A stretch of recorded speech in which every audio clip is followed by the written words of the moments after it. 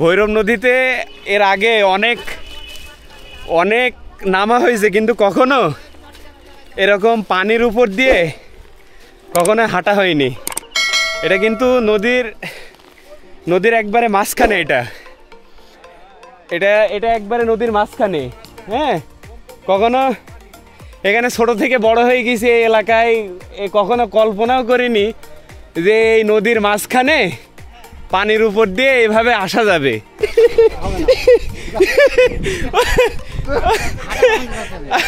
আসলে রাস্তা ভুল করলে এরকমই হবে, এরকম দুর্ঘটনার শিকারই হবে।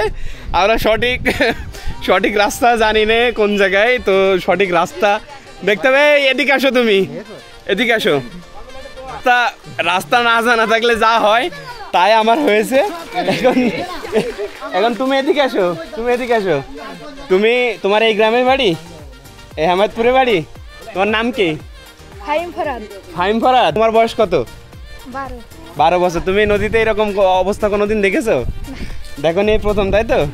তা আমি তো দেখো ভিজে গেলাম, আমি তো সম্পূর্ণ ভিজে গেছি। তো চলো একটু রাস্তা দিকে নিয়ে যাও। ভয় লাগে, এদিক দিয়ে আসো।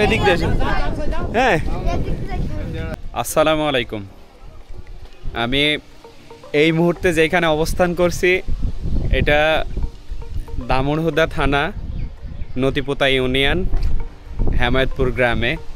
আমার শৈশবের গ্রাম আর কি। আমি এখানে দীর্ঘদিন যাবত, আমার জীবনের 12 থেকে 14 বছর প্রায় এই গ্রামটিতে আমি কাটিয়ে গেছি। আপনারা আমার পিছনে যে নদীটি দেখছেন এটা ভৈরব নদী। পানির উপর দিয়ে মানুষ কিভাবে হাঁটে, কিভাবে সম্ভব? এখন এই ভৈরব নদীতে বর্তমানে এখানকার স্থানীয় মানুষের ভাষায় এটাকে জার্মানি বলে, আর আমরা এটাকে দাম বলি, যে যেটাই বলুক না কেন। তো এই শুধুমাত্র সম্ভব হয়েছে এই দাম জমে থাকার কারণে। এত পরিমাণ দাম এখানে, এই জার্মানি এত পরিমাণ জমা হয়েছে, জড়ো হয়েছে যে এখানে পানির উপর দিয়ে হাঁটাও সম্ভব। তো আমি এইখানে আসার উদ্দেশ্য একটাই, আমি কাউকে, আমার এই অঞ্চলে আমার অনেক বন্ধু আছে যাদের সাথে একসাথে ছোটোবেলায় আমরা এই নদীতে অনেক গোসল করেছি।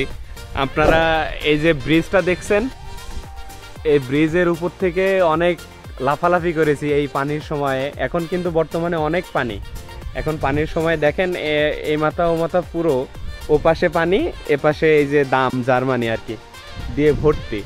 তো এই ব্রিজ থেকে আমরা অনেক লাফ মেরেছি এই নিচের পানিতে, অনেক ছোট ছিলাম তখন। তো আমরা এখন পর্যন্ত এরকম কোনো কিছু পাইনি যে এই দামের কারণে বা এই জার্মানির কারণে এরকম হয়ে যাবে, এর উপর দিয়ে হাঁটা যাবে। তো চলুন আমরা আসলে দেখি এর উপর দিয়ে হেঁটে। হয় নাই,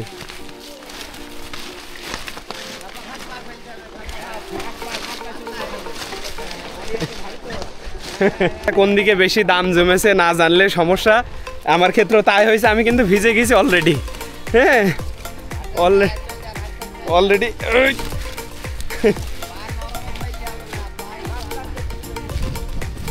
আসলে এক অন্যরকম অনুভূতি, অন্যরকম অভিজ্ঞতা। ভৈরব নদীতে এর আগে অনেক নামা হয়েছে, কিন্তু কখনো এরকম পানির উপর দিয়ে কখনো হাঁটা হয়নি। এটা কিন্তু নদীর একবারে মাঝখানে, এটা একবারে নদীর মাঝখানে। হ্যাঁ, কখনো এখানে ছোট থেকে বড় হয়ে গেছি এই এলাকায়, কখনো কল্পনাও করিনি যে এই নদীর মাঝখানে পানির উপর দিয়ে এভাবে আসা যাবে।